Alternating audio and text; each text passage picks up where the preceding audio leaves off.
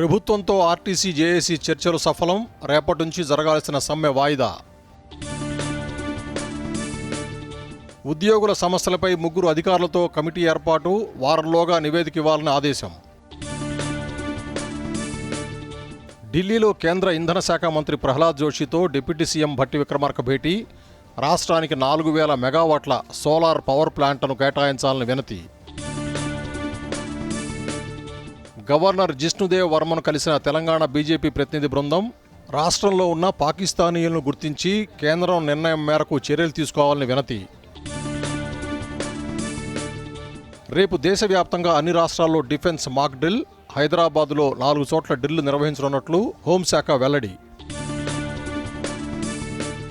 Obulapuram mining కేసులో Nampally CBI court తుది తీర్పు, మొత్తం 5గురిని దోషులుగా, 2ని నిర్దోషులుగా ప్రకటన, మాజీ మంత్రి సబితా ఇంద్రారెడ్డికి ఉపశమనం. తెలంగాణలో మరో 3 రోజులు తేలికపాటి నుంచి మోస్తరు వర్షాలు, వికారాబాద్, సంగారెడ్డి సహా పలు జిల్లాలకు ఆరెంజ్ అలర్ట్ జారీ.